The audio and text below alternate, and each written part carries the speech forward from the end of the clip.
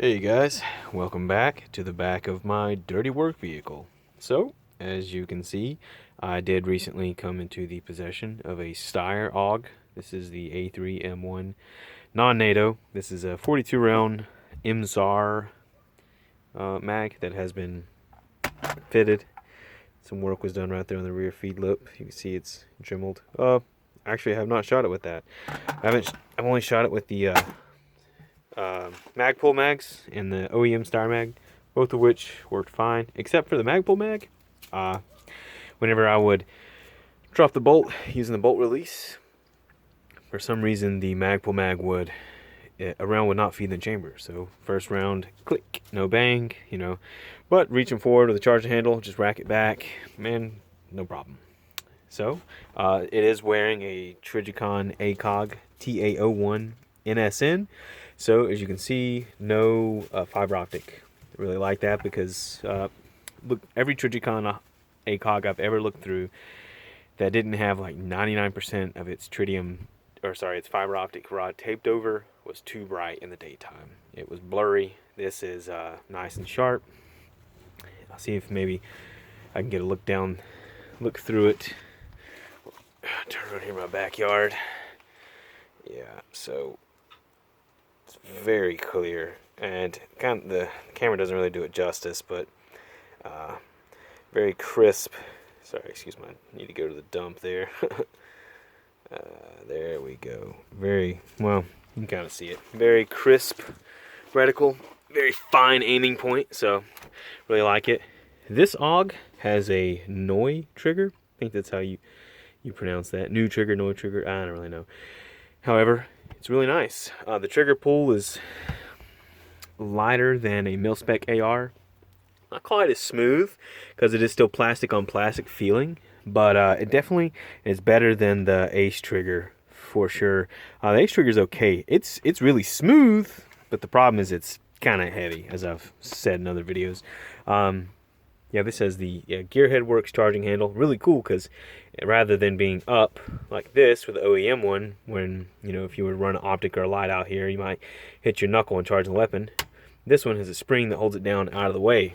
Now, it's kind of cool, except for the sling tends to lay over. I am right-handed, so the sling tends to kind of get in the way. I may put a Picatinny rail-mounted QD sling point right here, and keep the sling back here so that way it's never in the way of the charging handle, but we'll see. Anyway, so put about 100 rounds through this a couple days ago. I was at my dad's house, and man, really nice gun to shoot. I shot predominantly steel case, a mix of Tula and Vimpel 223, as I made a video about. Never had a hiccup. I initially started out with the steel case, shooting it on the adverse setting, but I found that to be just not necessary. This rifle is pretty clean. Still it's in the normal setting right now, and that's where I left it. And as you saw in the video, I never had a problem with the bolt not locking back to the rear. Never had a problem, short stroking or stove piping. None of that. So I mean, seems to work just fine. I know there are a lot of people out there that say, AUGs will run steel case, but only if you run them on the adverse gas setting. And I'm not calling those people liars or anything. Maybe their guns were legitimately dirty, but in my experience, my AUG runs steel case just fine on normal setting. As I said in the other video, bolt throw is definitely sluggish. I can feel it. It's much more sluggish than M193, but it runs just fine. Anyway, so that's a little bit about the AUG.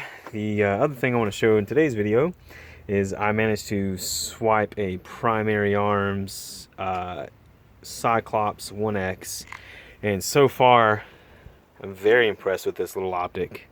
So far, really like this. It's lightweight, very small footprint. I mean, that's really not that much bigger than a Trijicon MRO, and that's on the bigger side of a red dot. It's not like Aimpoint T2 small or anything like that, but in my opinion, this has some advantages over the T2 because I have pretty gnarly astigmatism to the point where whenever I aim with a red dot, it really looks like I'm aiming with a starfish, you know, or somebody like took a dot and then like smeared it with a butter knife on white bread or something. It's there are a lot of people out there that say, oh, your astigmatism is not as bad as you think it is, just put a red dot on your gun. But I found red dots difficult to use past even 100 yards. My astigmatism was pretty bad. But the etched reticle here with the illumination, pretty much how, if it'll focus, come on cell phone. Sorry guys, I refuse to get nice camera equipment, maybe one day. Pretty much how sharp it is to you is how sharp it is to me. So it's kind of nice. Again, comes with a lot of different mounting options. I think there's like 8 different mounting combinations for this thing, which is, I mean, that's pretty sweet considering it's like $260. Lifetime warranty. Came with a battery in it too, and that's awesome because like every time I've ever got an optic from Aimpoint or EOTech, it's never came with a battery. And even if the battery dies in like a week, at least it came with the battery, and you know, I'll have time to zero it without having to run out to like Ingles or something and grab a battery before I can even shoot. But I don't know, it's kind of a small thing, but it's really neat. This is the 9mm reticle. Oh, but it's on a 223 rifle. Yeah, it is, because the 9mm reticles were in stock, and I live in Western North Carolina, where shooting past 100 yards is not very common. If you're shooting past 100 yards, you're shooting from mountaintop to mountaintop, or you have a good relationship with your neighbor and he's okay with you shooting across your land and across his land too. Now, if I lived out west where I shot 200-300 yards, you know, all the time, I would have got the 223 reticle. I just don't find it to be necessary. And I kind of want to get a 3X. This is the 1X, by the way. I kind of want to get the 3X when it comes out with the 223 reticle.